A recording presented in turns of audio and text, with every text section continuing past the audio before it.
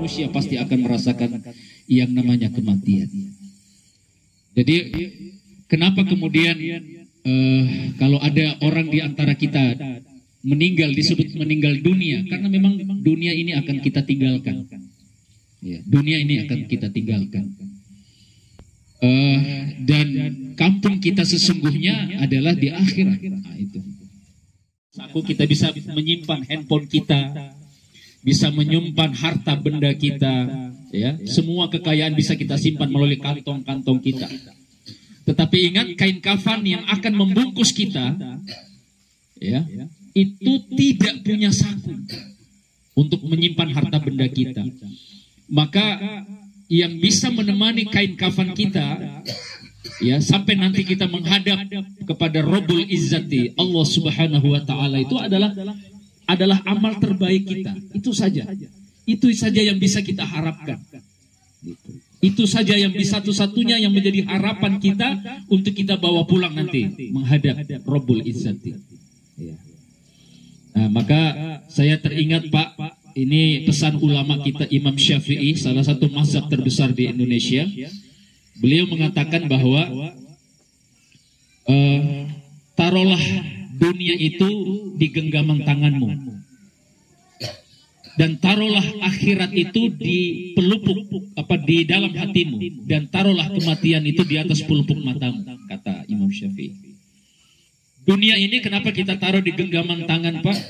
Karena dunia ini bisa jadi akan menghilangkan perhatian kita, fokus kita terhadap misi tujuan kita diciptakan Allah di atas dunia ini.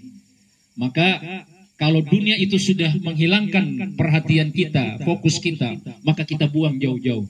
Kita buang di got, kita buang di kali. Gitu. Dunia itu. Makanya kita taruh di genggaman tangan. Jangan ditaruh di hati, karena kalau ditaruh di hati itu susah sekali keluar. Yang ditaruh di hati ini, kata Imam Syafi'i, adalah akhirat. Kenapa? Karena memang visi kita itu harus akhirat. Ajarkan anak istri kita agar visi hidup mereka itu bukan sebatas liang lahat, tapi harus tembus jauh daripada liang lahat itu, yaitu kehidupan akhirat. Karena di sanalah kita akan kembali, di sanalah kita akan berpulang. Jadi taruhlah akhirat itu di dalam dada kita. Jadi saya biasa kalau anak saya tanya, Fikri, kamu cita-citamu apa? Saya ajarkan cita-cita anak saya itu adalah tembus sampai di akhirat, yaitu duduk bersama dengan abi dan uminya di sisi Rasulullah SAW di dalam jannatul naim. Itu. Jadi bagaimana kita mengajarkan keluarga kita itu visinya, Pak, bukan hanya dunia saja. Gitu. Silakan anak-anak kita mau jadi apa, silakan istri kita berprofesi sebagai apa, tapi ingat agar anggota keluarga ini harus visinya sampai ke akhirat. Gitu. Ngumpul bareng suami istri, ayah ibu, anak-anak di dalam surganya Allah. Nah, ini yang perlu menjadi pelajaran penting dari kepergian orang tua kita ini. Nah, kemudian yang terakhir tadi adalah taruhlah kematian itu, Pak, di atas pelupuk mata kita ini. Nah, maksudnya apa? Maksudnya supaya kita ini kalau jalan itu, Pak, ihdinas siratal mustaqim, kan ini yang kita baca terus. Oke, Pak Imam, ya. Gitu. Ini yang kita baca terus, ihdinas siratal mustaqim, jalan yang lurus. Sehingga nanti kalau kita melihat, kita mengerjakan perbuatan, kita ingat akhirat kita. Kita ingat ini kita akan mati. Gitu loh. Ya. Silakan kita punya apa, tapi ingat, apakah yang kita punya itu bisa membawa kita kepada kehidupan kematian yang baik, akhirat yang baik atau tidak? Nah, ini.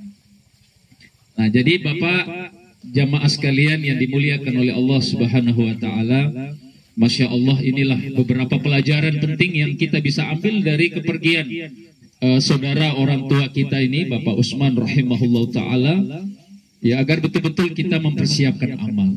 Pak, Allah berfirman di dalam Al-Quran, di dalam salah satu ayat di surat Al-Baqarah disebutkan, fatazawwadu fa inna khairaz zadi taqwa. Berbekallah kita semua, karena sebaik-baik bekal itu adalah akhirat.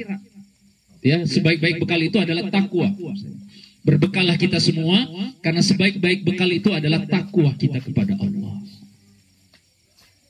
Nah, takwa inilah yang akan kita bawa pulang.